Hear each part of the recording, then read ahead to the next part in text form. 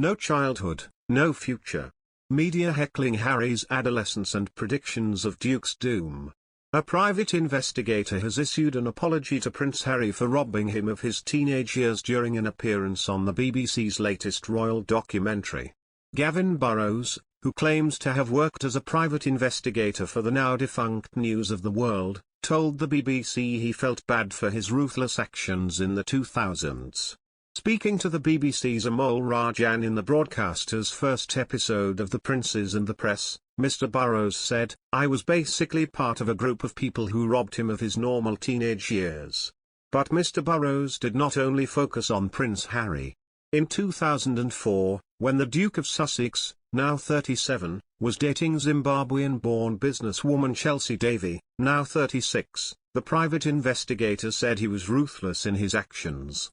He claimed, "There was a lot of surveillance work on her phones, on her cams. Chelsea would brag to her friends when she was going to see him." Burrows added he even looked into Ms. Davies' medical records, to investigate whether she had ever had an abortion, sexual diseases and her past relationships. However, the private investigator apologized to Harry's ex-girlfriend by saying, "I'm very sorry because my actions were ruthless." Burrows went on to explain how greed played a significant role in his work as a private investigator. "I was greedy, I was into my cocaine, and I was living in a fake state of grandeur," he said. The News of the World, the paper Burrows claims hired him, shut down in 2011 following the fallout of the infamous phone hacking scandal. Mr. Burrows is now providing legal evidence for Harry and other claimants against the publisher of The Sun and the News of the World.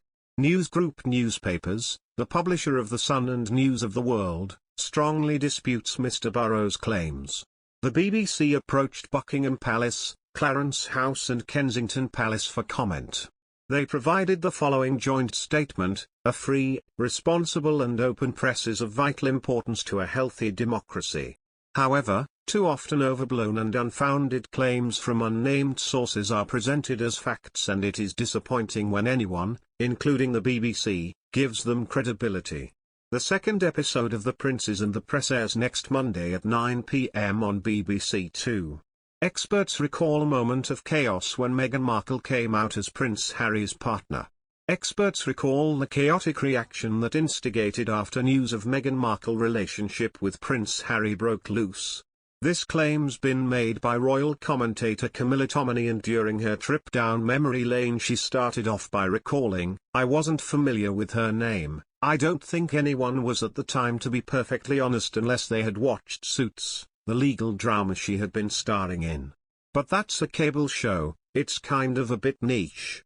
We kept it so tight.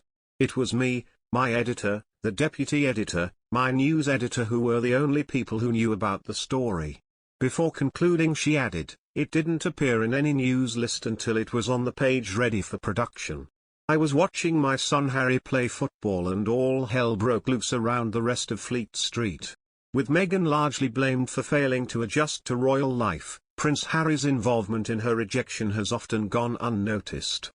However, he may have played more of a role than the prince led us to believe.